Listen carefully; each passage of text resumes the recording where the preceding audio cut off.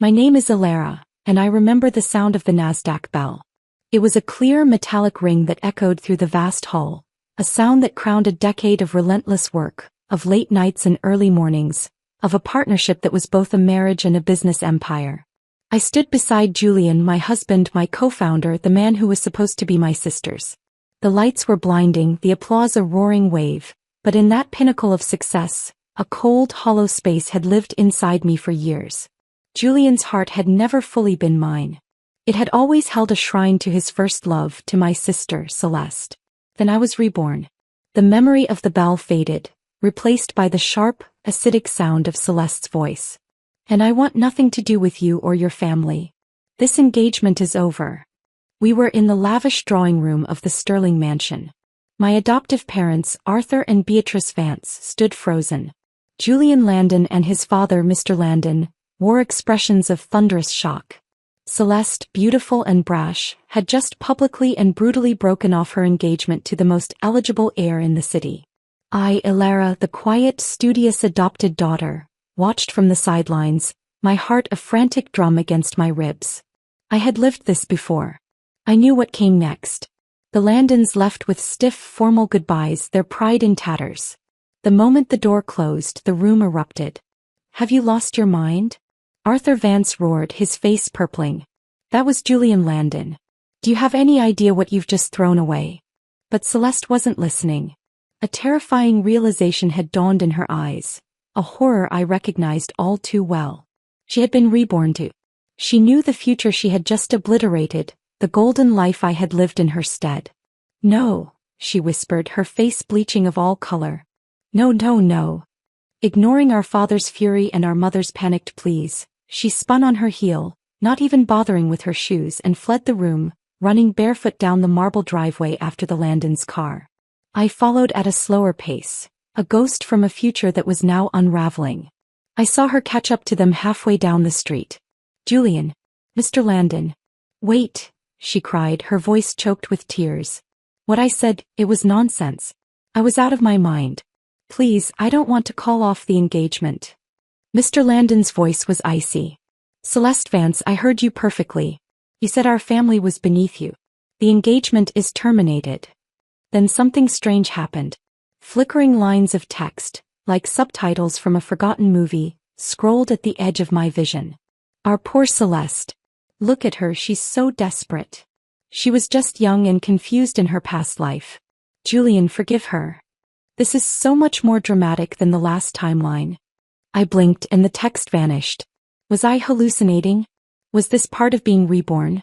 Celeste, meanwhile, was resorting to desperate measures. "I'll punish myself.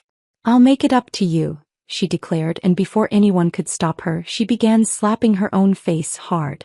The sharp cracks echoed in the quiet street. "Julian, I really like you. I just didn't think it through."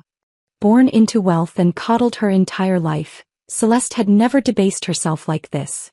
The Landons were stunned. Julian, dressed in a dark jacket that made him look heartbreakingly young, stared at her, his lips pressed into a tight line. The unseen text flickered again. "Oh, the heroine is suffering. Her face is so red. Julian, say something. Hold her." As if commanded, Julian's resolve broke. He surged forward and grabbed her wrists, pulling her into his arms. "Fine," he murmured into her hair, his voice thick with emotion. "We won't break off the engagement." He held her as if she were the most precious thing in the world. And in that moment I knew. The script had been flipped. In this life, Celeste would fight with everything she had to keep the man she had once thrown away. The comments surged one last time. "Yes, the OTP is saved. Now the real villain, Alara, can't steal him away. Let's see the adopted sister try to worm her way in now." I turned and walked back inside, a cold calm settling over me. They could have their dramatic reunion. I had seen the full arc of that story. I knew the hidden costs of being Julian Landon's wife, the shadow of a first love that never faded. In this life I wanted something different. I wanted a life that was entirely, unequivocally my own. My first step was the National Math Olympiad. In my last life I had failed to place. But that was before years of navigating the brutal logic of Silicon Valley, of building a company from the ground up. A high school math competition? It was a puzzle, not a pinnacle. Back at school, I overheard Celeste gossiping with her friends. If Alara actually wins and gets direct admission to Stanford, I'll stand on my head and eat my textbook. The comments flitted by. Our Celeste is so cute. Of course she won't succeed. Alara didn't in the last life either. I didn't react. But a quiet fire ignited within me. They were all so sure of the old timeline, so confident in my designated role as the overlooked supporting character. After school, I saw Julian waiting at the gate for Celeste. She preened, applying lip gloss before skipping out to meet him. I turned and went the other way, climbing the stairs to the deserted rooftop seeking solitude. Instead, I found a girl crying. Her sobs were ragged, painful. He was on the phone. The machine malfunctioned and his hand was torn off. The boss ran away. He won't pay a cent. Mom, we can't afford my tuition. I understand.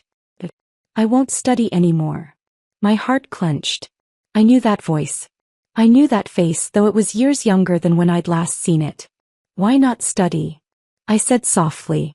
She jumped, whirling around, quickly wiping her tears. Who are you? I'm Alara Vance. You're Maya, right? Looking at her, this brilliant, broken girl who had been one of my most loyal lieutenants in another life, a wave of purpose washed over me. My rebirth wasn't just about avoiding my past mistakes. It was about rectifying others. You mean you want to sponsor me? Maya asked, her voice laced with disbelief. The comments predictably were cynical. Is this side character kidding? Alara's family doesn't even give her spending money. She's just a broke adopted kid. Where would she get that kind of cash? I didn't answer. I simply took her to a nearby bank. I slid my card into the ATM and entered my password.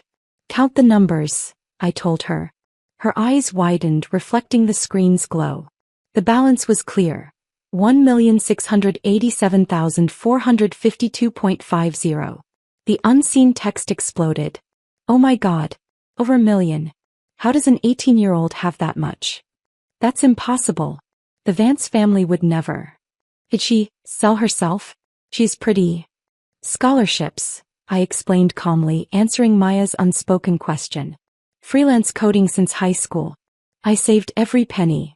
This money was my freedom, my secret weapon, painstakingly accumulated over 2 lifetimes. Maya's look of shock slowly morphed into one of awe. But I can't accept this. We're strangers. I took her hand. It was cold and trembling. Now we're not. Knowing your situation, I can't just stand by.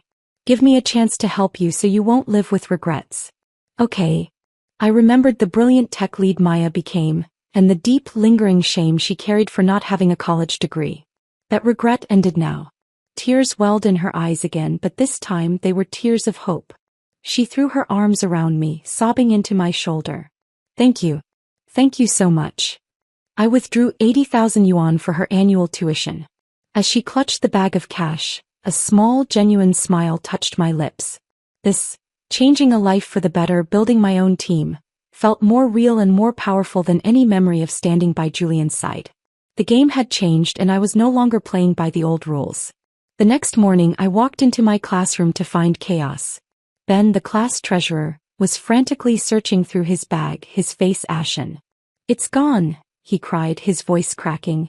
I put the class funds right here last night. 30,000 yuan. I was going to give it to the teacher this morning. Whoever took it, please just give it back. This is serious. A nervous murmur rippled through the room. 30,000 yuan was no small sum. It was enough to ruin someone's future. One by one, my classmates began to deny involvement. I left early yesterday. It wasn't me. I don't know anything about it. Then I felt a finger pointed directly at me. Celeste's voice, sharp and accusatory, cut through the noise. It was Alara. She stole the money. The room fell silent. All eyes turned to me.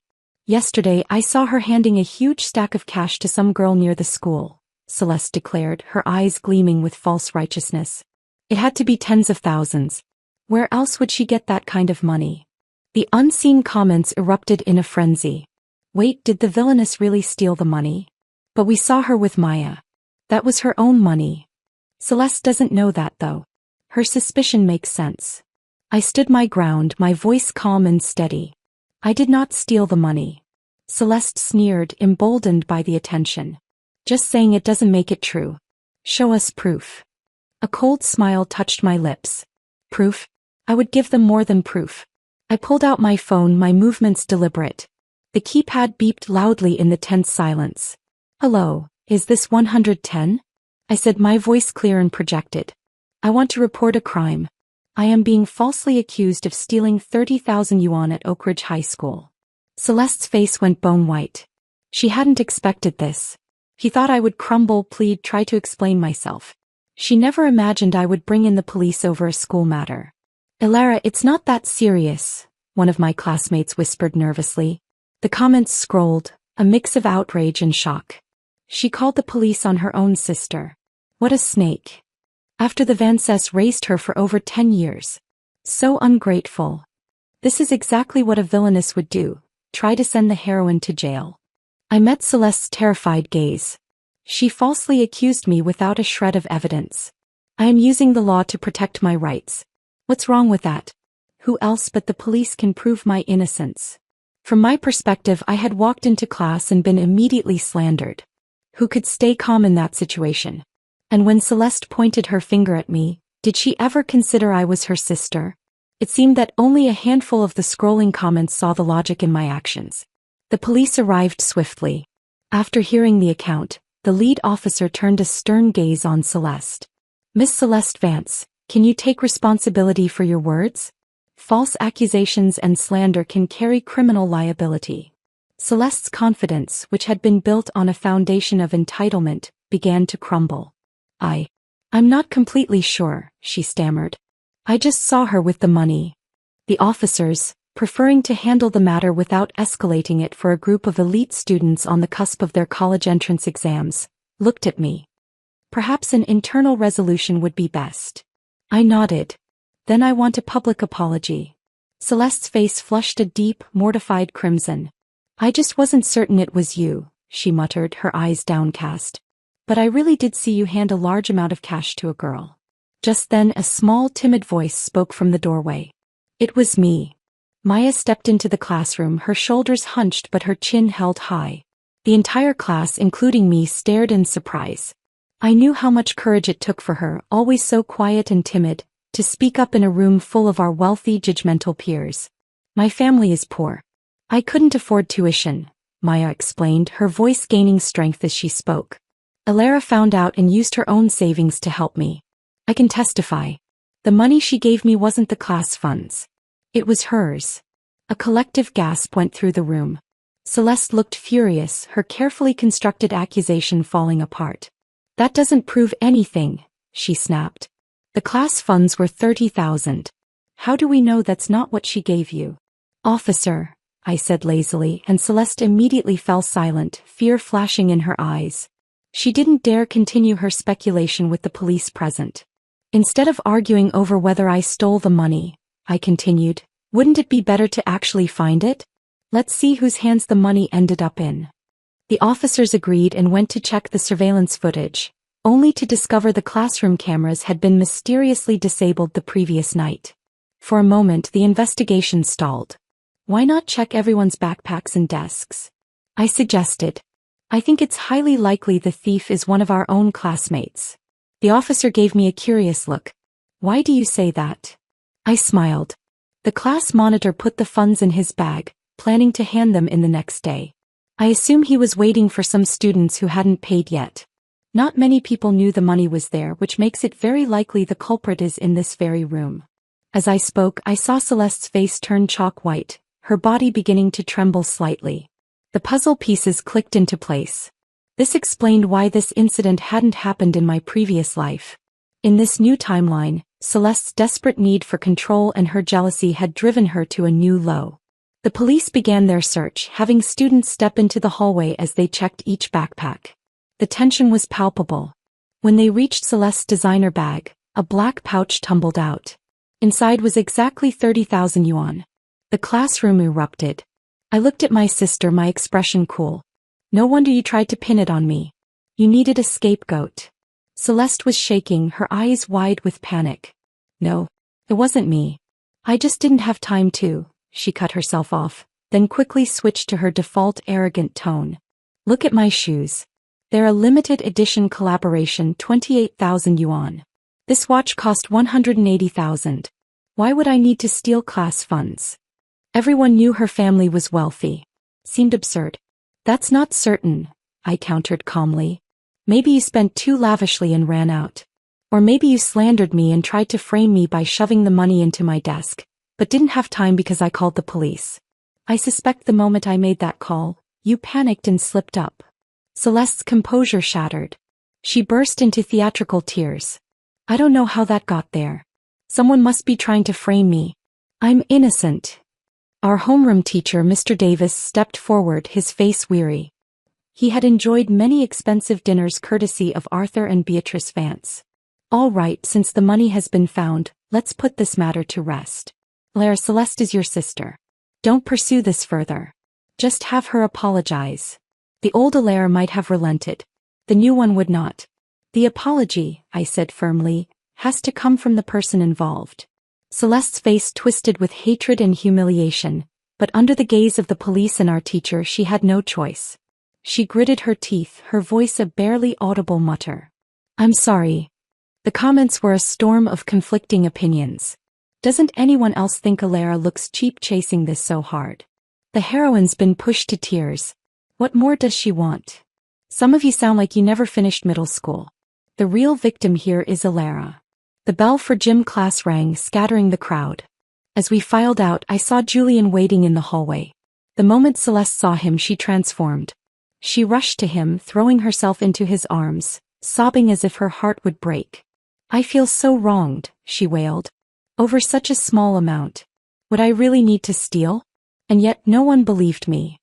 Julian held her, his voice soft. I'm sorry. I came too late. He gently wiped the tears from her cheeks. I believe you. But I knew the truth. I had seen him standing in the back of the crowd earlier, watching the entire drama unfold. When our eyes had met for a split second, I'd seen a flicker of confusion in his gaze, as if the script I was following was all wrong. He had seen enough to know her apology was warranted, yet here he was, comforting her. He believed the image she projected, not the reality he had witnessed. It was a pattern I knew all too well. I turned away, taking Maya's hand. Let's go. The incident didn't weigh on me. I had more important things to focus on. My guaranteed admission to Stanford was officially confirmed, but I asked the teacher to keep it quiet. I continued attending school, my real purpose to tutor Maya, to help her shore up her weaknesses in language and English. You're a genius in math and science, I told her one afternoon in the library, pointing at her dismal literature essay. I can't even compare. But look at these scores. Even if you test well, you'll only get into a lower-tier school. Is that what you want? Maya sniffled, wiping her nose with the back of her hand. She cried often out of frustration, but she never gave up. Every day she memorized vocabulary and gathered essay phrases with a determination that awed me. The comments watching our progress began to shift. Knife-like words, but a tofu-soft heart. Alara is kind of cute sometimes. She's actually a really good teacher. Time flew by. The air grew thick with the tension of impending exams. I was building my own future brick by brick, and the first and most crucial pillar was standing beside me, her nose buried in a book, fighting for her own chance. We were no longer damsel and savior. We were partners. And our partnership was just beginning. The morning of the college entrance exams, the Vance household was a portrait of controlled chaos. Beatrice Vance, my adoptive mother, handed me a leather pencil case with a tight, practiced smile. Everything you need is in there, Alara. Good luck. I unzipped it to perform my usual check. My blood ran cold. It's missing. Her face froze. What's missing? My exam admission ticket. Panic, too sharp and immediate to be entirely fake, flashed in her eyes. She snatched the bag from me, her fingers trembling as she rummaged through it. Oh no, how could this happen? I swear I was careful with it. Across the room, Celeste smugly pulled her own ticket from her bag, waving it like a flag of victory. Mom, she just didn't keep it safe. How can she blame you? It's all her fault. And now it's too late to get a reprint. She'll have to repeat a year. He shot me a venomous look. Repeating at a prep school costs a fortune. Why should we waste that money on her? The unseen comments flickered with a mix of pity and schadenfreude. Alara already has guaranteed admission. It doesn't really matter, but still, what a shame. She worked so hard only to be sabotaged by her own family. Our Celeste is just stating the facts. Alara is so careless. I didn't engage. I simply got into the car, closed my eyes and leaned back in the seat, my face a mask of calm. Celeste's sneer was a physical presence in the confined space. How can you even qualify to take the exam? If you can't even keep track of your ticket, you should just get out of the car. I remained silent, the ghost of a smile playing on my lips. The car pulled up to the exam site, a sea of anxious students and hopeful parents. I stepped out into the bright morning light. And there she was. Maya was waiting at the gate, her face pinched with worry until she saw me. Her eyes lit up and she rushed forward. "I've been waiting forever," she breathed. "Oh, and I managed to get your admission ticket reissued, just like you asked me to beforehand." She handed me the crisp, official paper. "Did you really lose yours?" I took the ticket, a genuine smile finally reaching my eyes. "Yes. Thank you." She grinned, the tension leaving her shoulders. "Why are you being so formal with me? But seriously, how did you know your ticket would go missing?" I didn't answer. I didn't need to. Behind me, I heard Beatrice Vance's sharp intake of breath, her head bowing in shame. In the reflection of the car window, I saw Celeste's triumphant expression shatter, her fists clenching so tightly her knuckles were white. The comments went wild. "Wait, she planned for this. Don't tell me the heroine instructed her mother to do this." Stepping outside the plot's halo for a moment. Alara's life is really tragic. No parents, foster parents who barely support her. And she still outsmarted them. It was true. I had been an orphan since birth. Arthur and Beatrice Vance had adopted me from an orphanage after years of childless marriage. But the very next year their miracle Celeste was born. I became a living reminder of their infertility, a placeholder who had overstayed her welcome. They had provided food and shelter for over a decade, and for that I was grateful. But I had never dared expect their love. Now I didn't need it. The exam results were released in a whirlwind. I scored 728 points, becoming the top scorer in the entire province. When the news broke that I had also won first prize in the National Math Olympiad and had already secured guaranteed admission to Stanford, the internet exploded. The comments section beneath the news article was a flood of awe. So this is what a real genius looks like. Even with guaranteed admission, she casually takes the test and becomes the provincial champion? God tier. I bow to you. I was satisfied, but my greater pride was in Maya's score. Thanks to a year of relentless tutoring, she had made a dramatic turnaround in her weak subjects, scoring 693 points in total. Getting into Stanford was now a certainty for her too. The moment she saw her results on the screen, she threw her arms around me, her whole body trembling with sobbing, joyful relief. "Thank you," she choked out over and over. "Thank you. Thank you." Half a year ago she had been a girl on a rooftop ready to give up her future. Now she was Stanford-bound. I held her, my voice soft but firm. "You should thank yourself for not giving up. You've always been outstanding." In this life she would never have to carry the regret of a lost education. The comments witnessing this were overwhelmingly positive. "So amazing. This is what girl helps girl looks like." She came back reborn and rewrote both her own life and her best friend's. This is what a real heroine is. The celebration, however, was short-lived. At home the atmosphere was toxic. In my last life, under parental pressure, Celeste had at least scored over 500 points.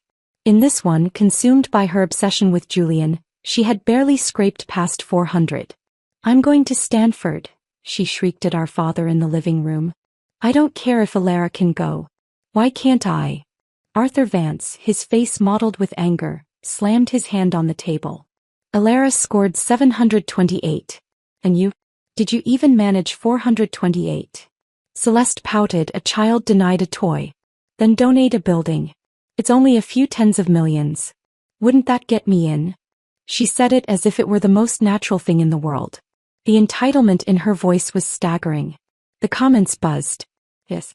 Let the heroine show the side character what real capital looks like." What Alara worked for with sweat and tears, Celeste was simply born into.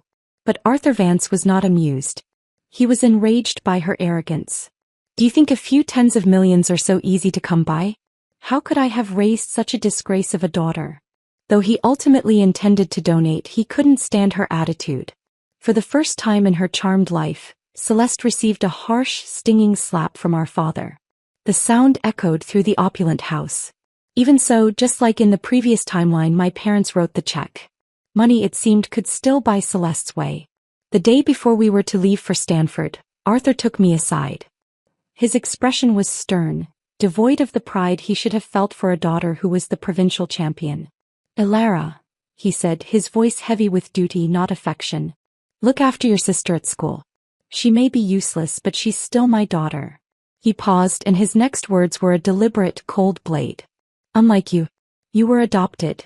The comment section for a moment turned soft. Suddenly I feel a little bad for Elara. What did she ever do wrong? She just wanted to live better by her own effort. Not everyone is born with the halo of the heroine. In Elara, I see the reflection of every ordinary person who works hard just to survive. His words should have hurt. Once they would have. But now they just felt like a final, formal severance. I simply nodded, my heart a shielded fortress. At Stanford, I didn't wait for anyone. I went straight to the library, found a quiet corner, and opened my textbooks. My workload was self-imposed and heavy. In this temple of geniuses, I would not just survive, I would dominate. It was in this very library, in my last life, that I had first met Julian properly.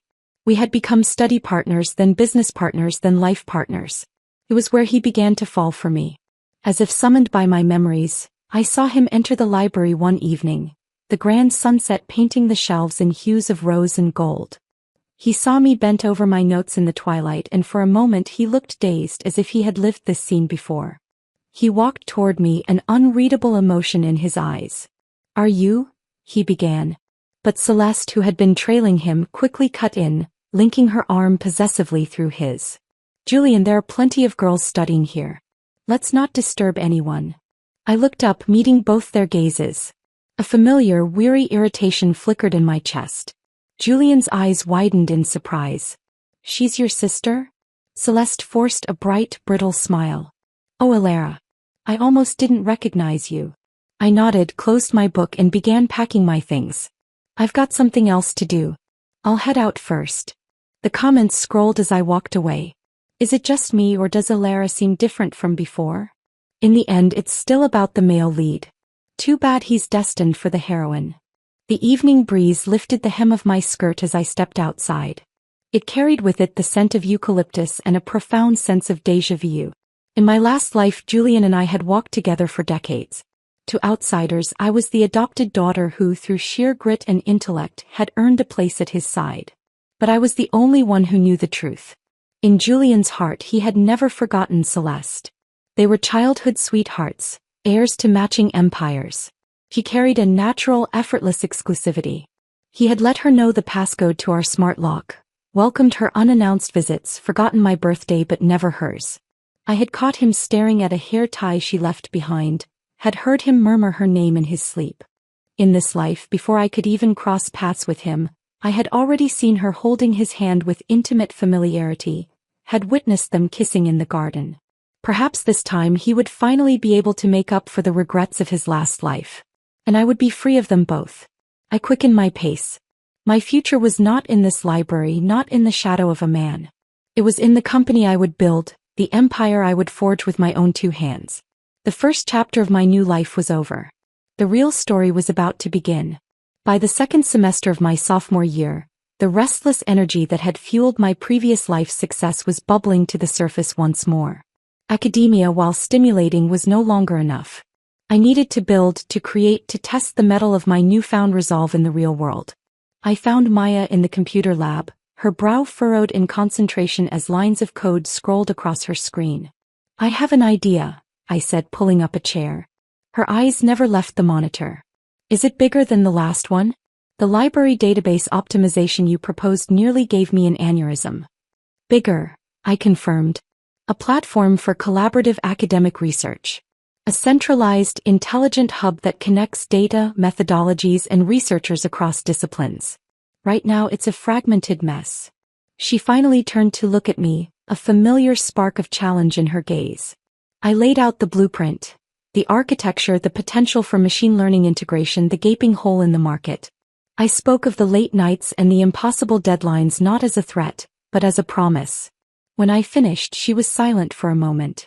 Then a slow smile spread across her face. I'm in. But we need more people. Talented people. Then let's find them, I said. We posted discreet recruitment notices on departmental boards, looking for like-minded partners, emphasizing ambition over pedigree. The response was tepid at first. Then on the third day he walked in. Julian Landon was the third person to arrive for an interview. He looked older than the boy from the school gates, more polished, but the same intense energy radiated from him. He handed me his resume. It was predictably impeccable. Student council president, internships at prestigious firms, a string of academic awards. The other two team members, a sharp-eyed economics major named Liam and a brilliantly pragmatic bioinformatician named Chloe, were visibly impressed. They looked at me waiting for my verdict. My heart was a cold, still stone in my chest. This was the crossroads I had feared, the moment the past tried to force its way back into my future. To refuse him would be personal suspicious. To accept him was to invite the very drama I had sworn to avoid. I looked at his resume, then at him. Your credentials are impressive, I said, my voice neutral. The team seems to agree. Welcome aboard. He smiled, a flash of the charm that had once swayed me. Thank you, Alara. From now on you're my boss. Please guide me well. His eyes shone with a disconcerting brightness, and for a treacherous second, I was thrown back to a different lifetime, to a cramped dorm room where we had sketched our first business plan on a whiteboard, our dreams intertwining with the scent of cheap coffee and limitless ambition. Don't be so formal, upperclassman, I replied, layering the title with a deliberate, professional distance. At that exact moment I saw her. Celeste was standing at the conference room door, her face a thundercloud of fury. But the instant Julian turned towards her, her expression underwent a terrifyingly swift transformation. The storm cleared, replaced by a dazzling, adoring smile. Julian, my fiancé, she chirped, skipping into the room as if she owned it. Why don't we go grocery shopping together? I'll cook dinner for you tonight. Julian rubbed his temples, a gesture of weariness I knew intimately. Didn't I tell you not to come looking for me here? By our second year, Celeste's possessiveness was campus legend.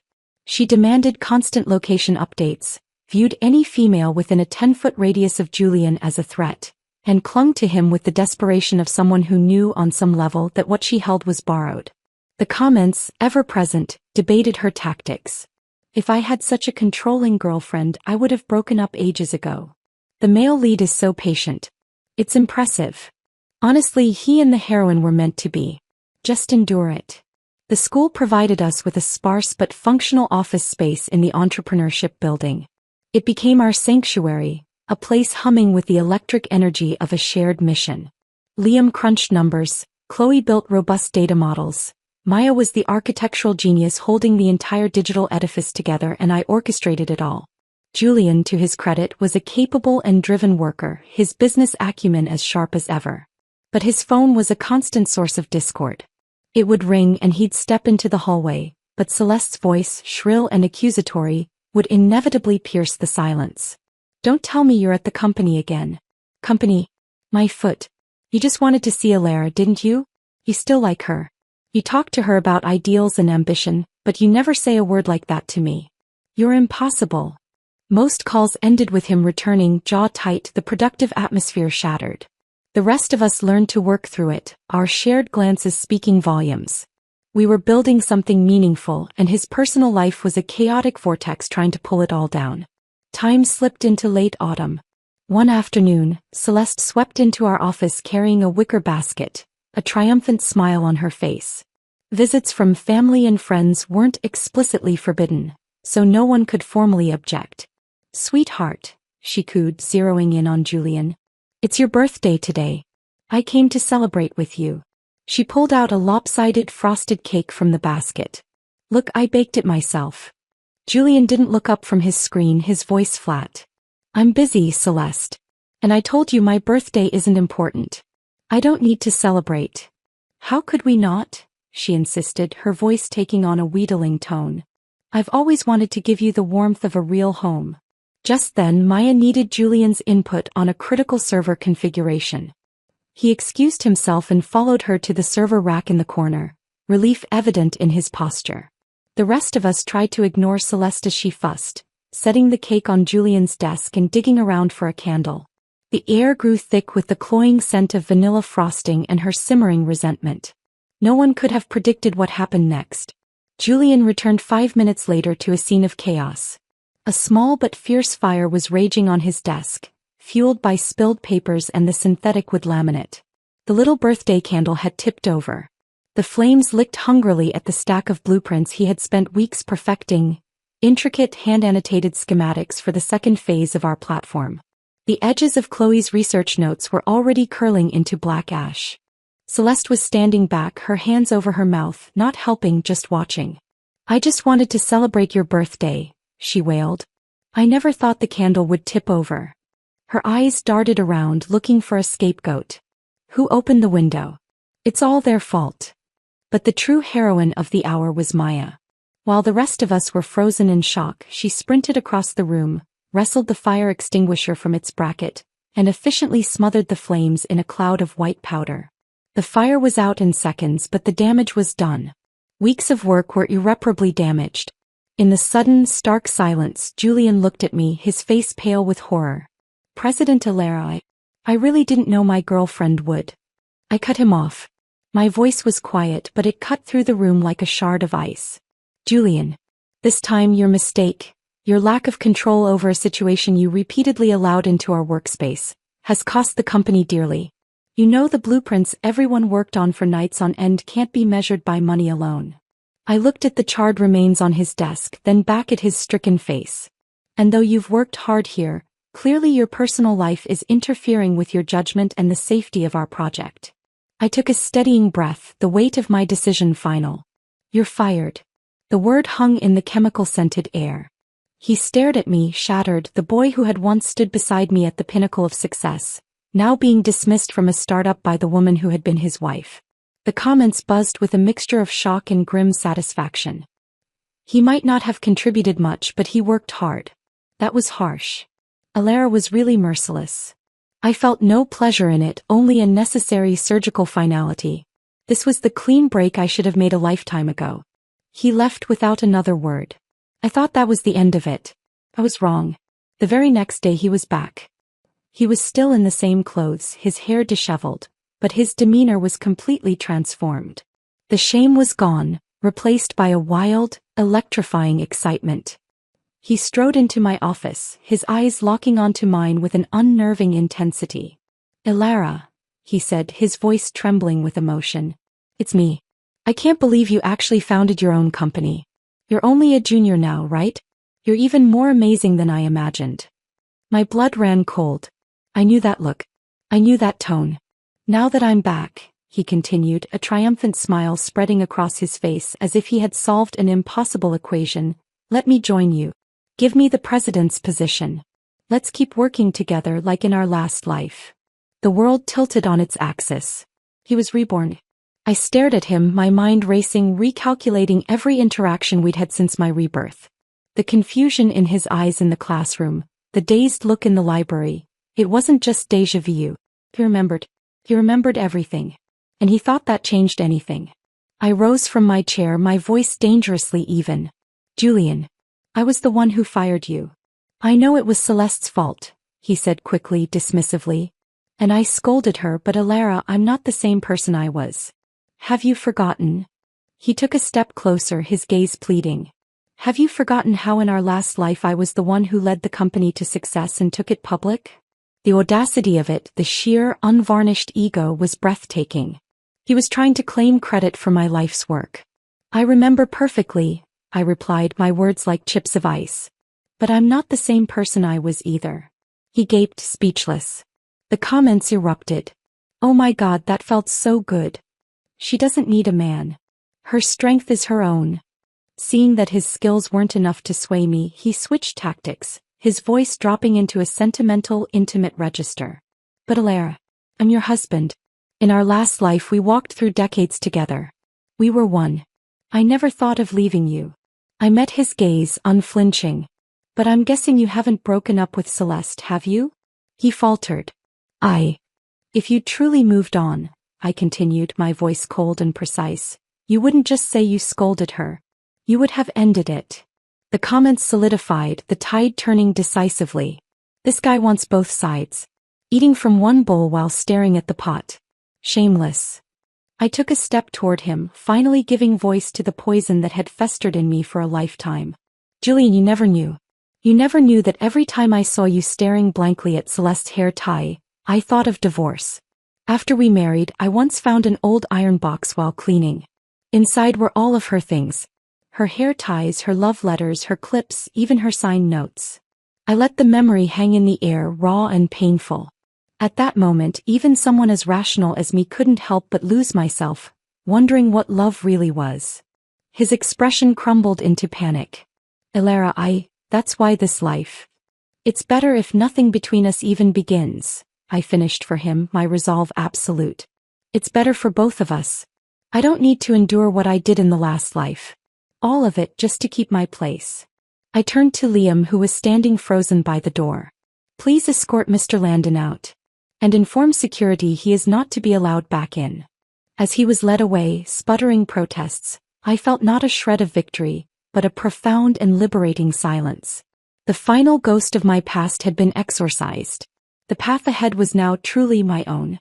The silence in the office after Julian was gone was profound. It wasn't just an absence of sound.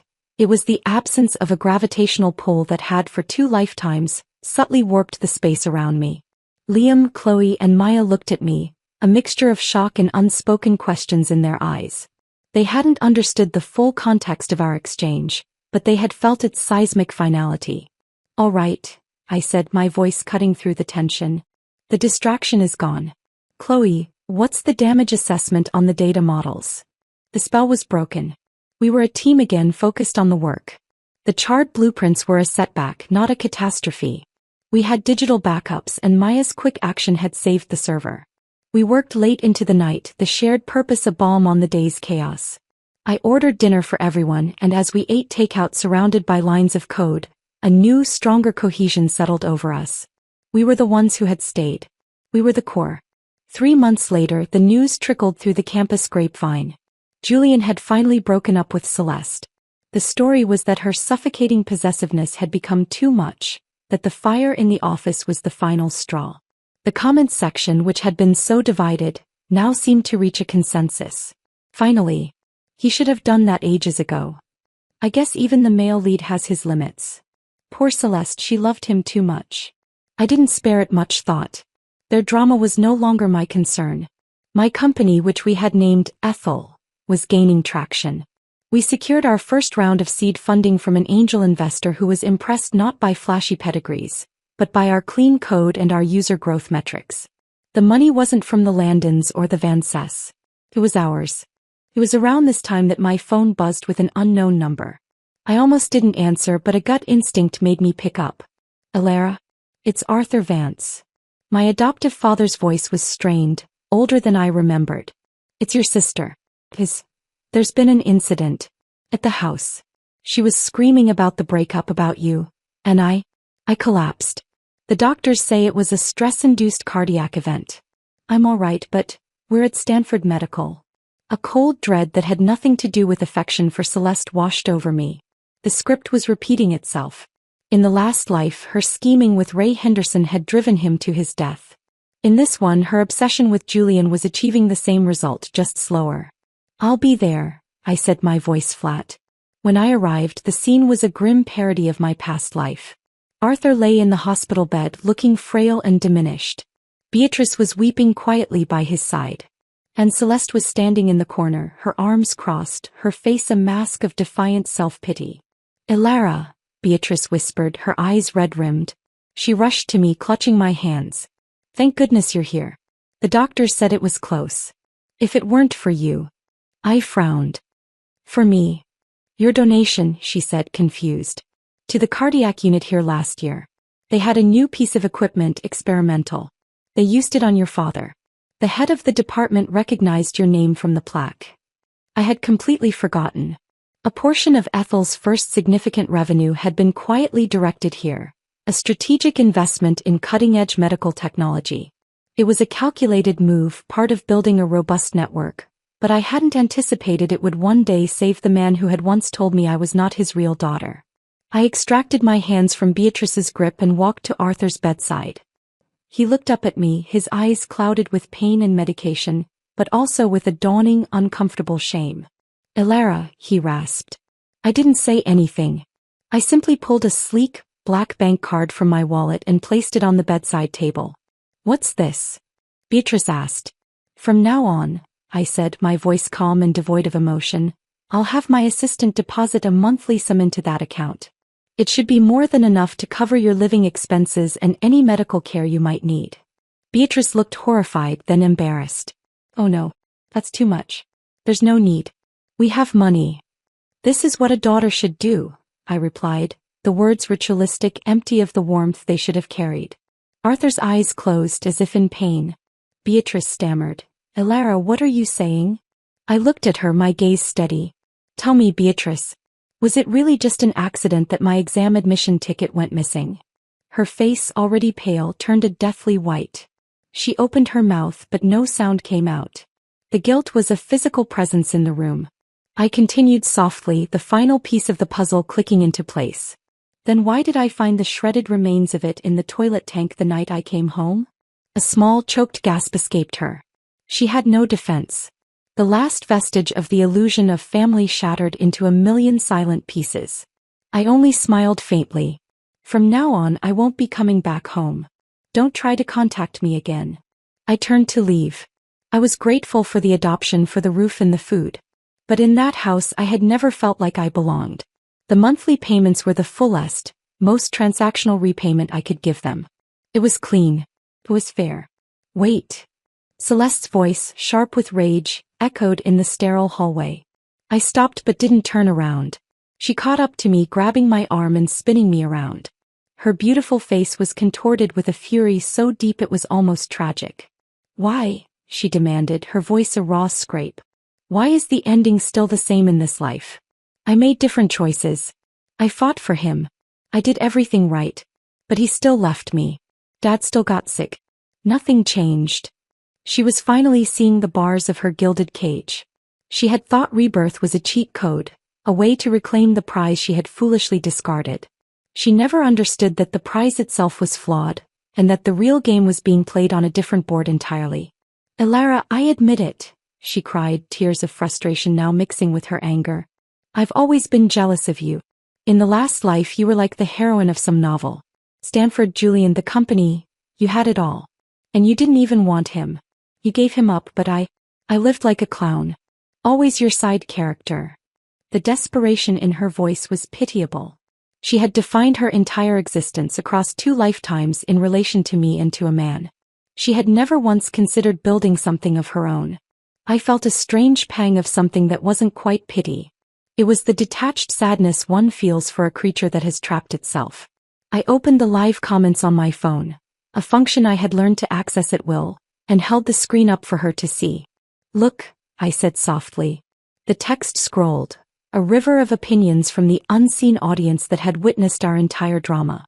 No wonder Elara could turn everything around. Her strength comes from within.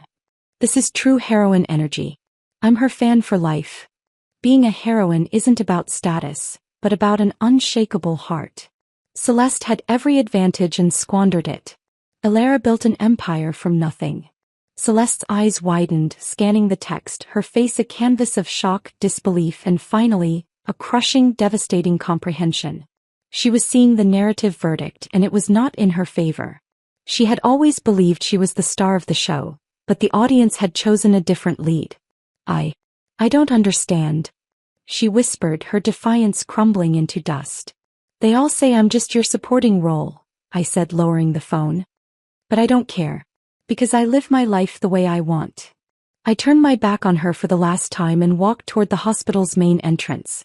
The sunlight outside was blinding, a clean, sharp light that promised nothing but what I made of it.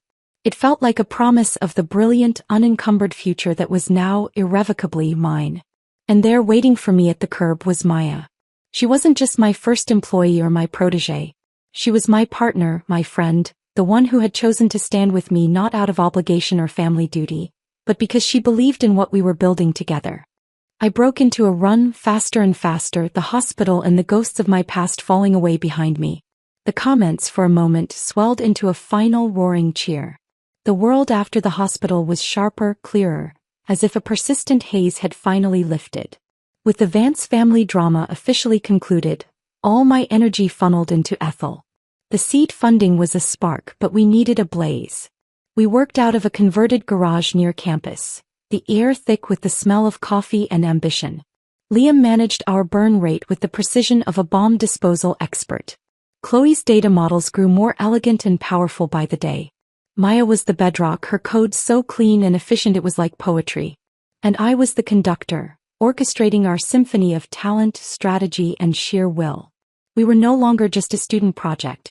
Our platform for collaborative academic research was gaining real traction. Small labs and independent researchers, often overlooked by larger, clunkier systems, were our early adopters. They loved its intuitive design and powerful AI-driven matching system that connected disparate datasets and methodologies. The comments, which had once been obsessed with my love life, were now fixated on our growth metrics. Look at their user retention rate. It's insane. I heard a professor in the bio department requires his entire lab to use it. This is actually changing how research is done. It's not just another app. One afternoon, as I was knee-deep in user feedback, my phone buzzed. It was a number I didn't recognize, but with a prestigious area code.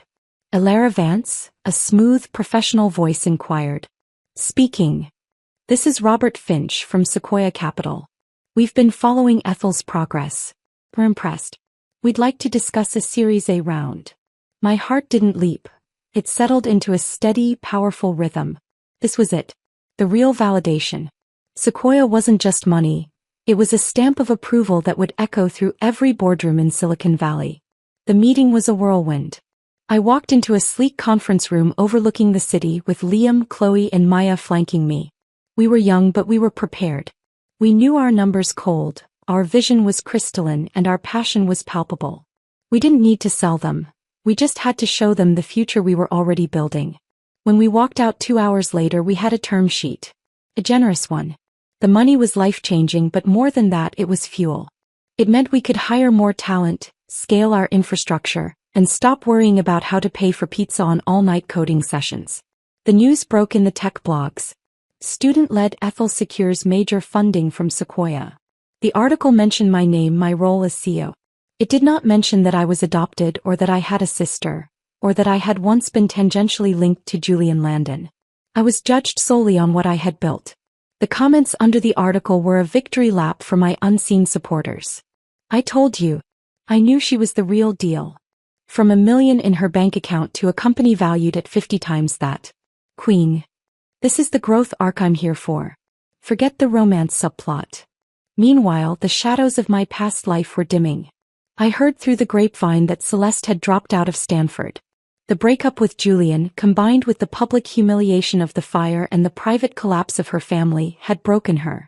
She was reportedly living off the allowance from the account I funded, adrift and bitter. Julian, I learned, had tried to start his own venture, a derivative social media app. It had fizzled out within 6 months. He was now working as a mid-level product manager at a stable, unremarkable tech firm. The boy who had once rung the NASDAQ bell was now optimizing button colors for a food delivery app. The irony was not lost on me or the comments. The male lead really fizzled out without Elara, huh? Turns out he was the supporting character in her story all along. I felt nothing for him. Not schadenfreude, not pity. He was a photograph from a forgotten vacation, faded and irrelevant. With the Sequoia money, we moved into a proper office space. It was a wide, open floor plan with floor-to-ceiling windows, flooded with light. On the day we moved in, I gathered the team, now 20 strong and growing. This is just the beginning, I told them, my voice carrying across the room.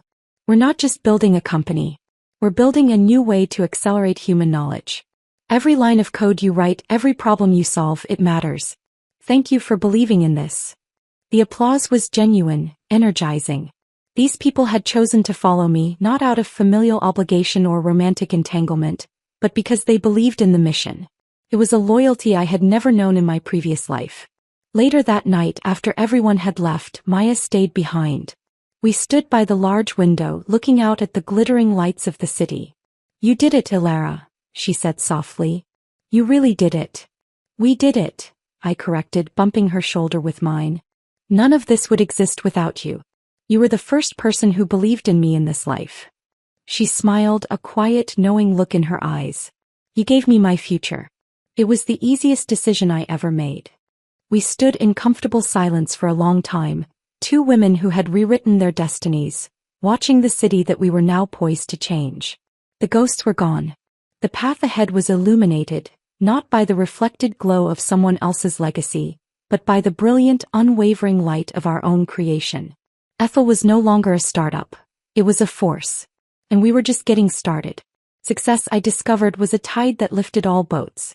Ethel's platform was now indispensable in dozens of research fields, from genomics to climate science.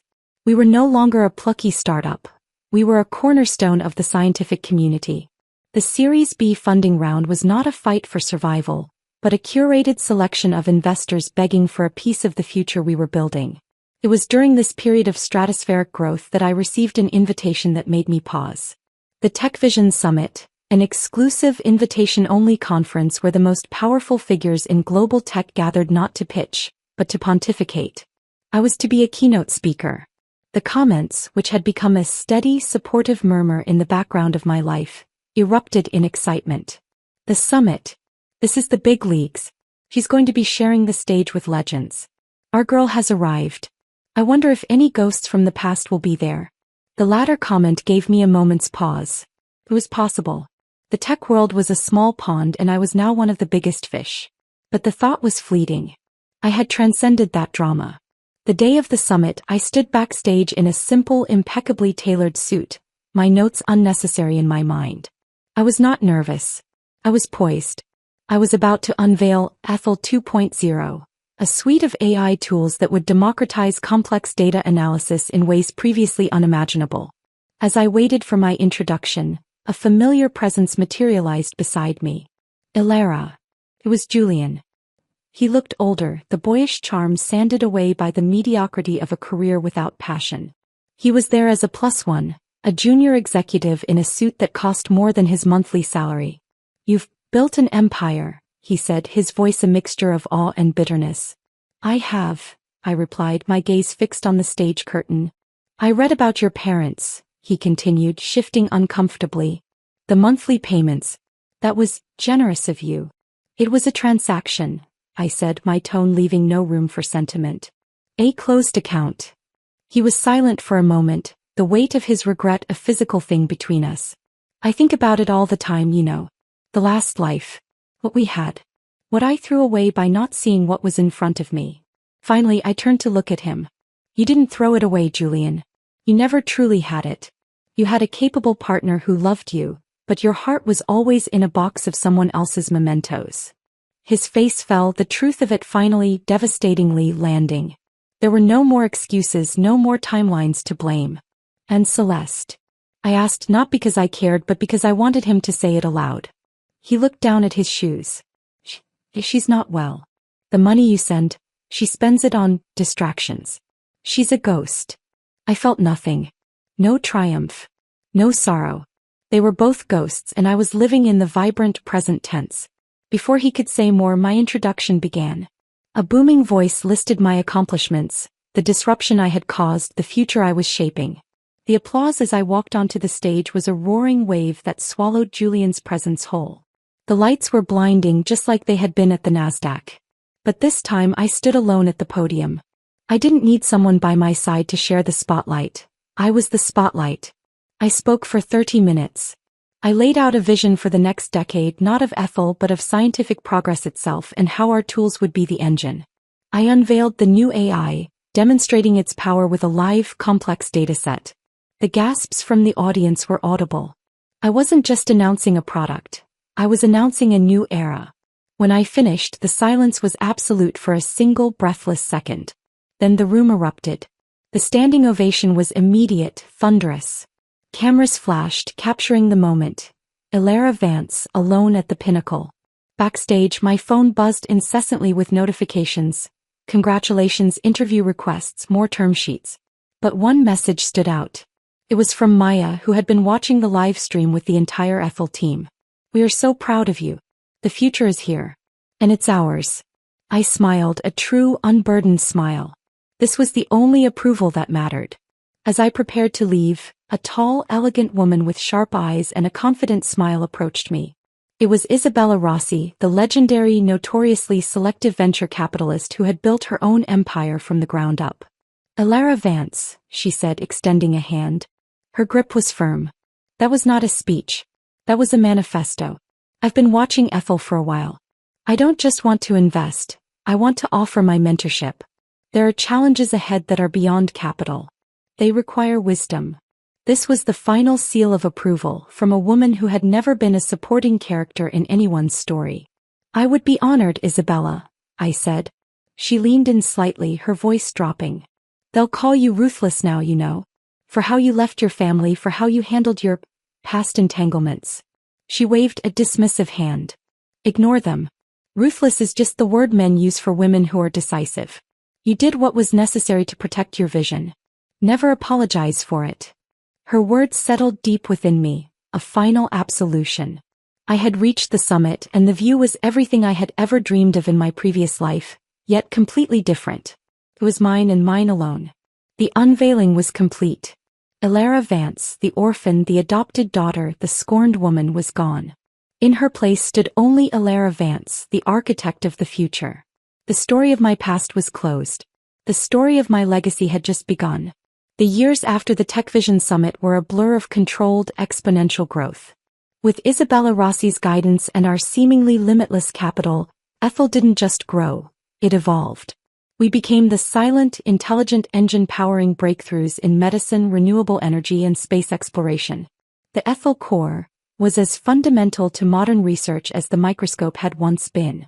I stood in my office, now on the top floor of a shimmering skyscraper that bore our company's name, looking down at the city. It was a view I had once shared with Julian, but now it was all mine. The memory felt like it belonged to someone else. My assistant's voice came through the intercom. "Ms. Vance, the car is ready for the ceremony." Today was the day. The Ethel Foundation, a non-profit arm we had spun off to fund groundbreaking blue sky scientific research, was announcing its first major grant recipients. We were funding 10 young, brilliant minds whose ideas were too radical for traditional grants. We were betting on the future. The venue was packed with the world's scientific elite, journalists, and philanthropists. As I took the stage, the applause was different from the summit years ago. It was warmer, filled with genuine respect. I wasn't just a disruptor anymore. I was an institution. "Thank you," I began, my voice calm and carrying.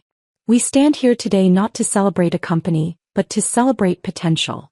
To celebrate the courage to ask questions that have no answers yet." I announced the recipients one by one. A physicist working on quantum gravity.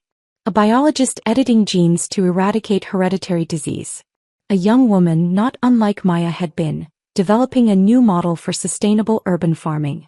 With each name I felt a profound sense of completion. This was the point. This was why I had fought so hard, why I had shed the skin of my past life.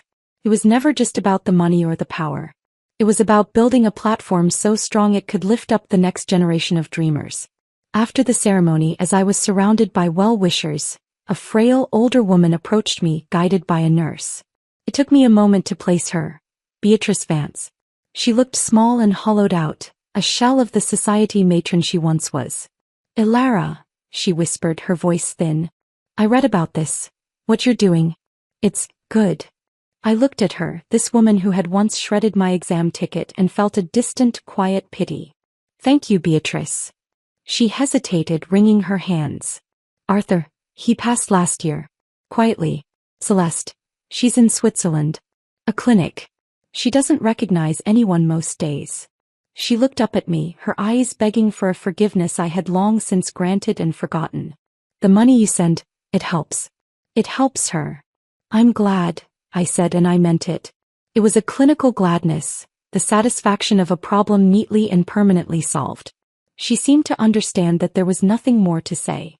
She nodded once, a silent acknowledgement of the chasm between us, and let her nurse lead her away. Later that evening, I hosted a small, private dinner at my home for the grant recipients and my core team. Maya, now my chief technology officer, sat at my right hand laughing with the young physicist. Liam and Chloe were debating market strategies with the urban farmer. The room was buzzing with the energy of pure, unadulterated intellect and ambition. This was my family. This was my legacy. Not a bloodline but an idea. A chain of knowledge and opportunity that I had forged. As the party wound down, Maya and I stood on the terrace looking up at the stars. "Do you ever think about it?" she asked softly. "The other life?" I followed her gaze to the constellations. "Sometimes. Not as a life I lived but as a story I read once. A cautionary tale about living for someone else's script." She nodded. "You rewrote it. For both of us." I turned to Maya, linking my arm with hers. "Come on. We have a board meeting at 8. There's a new proposal on asteroid mining I want to run by you." She laughed, a sound of pure joy. "Always on to the next thing." "Always," I agreed. We walked back inside, leaving the stars behind. The past was a closed book. The future was a blank page and we were just beginning to write. The end.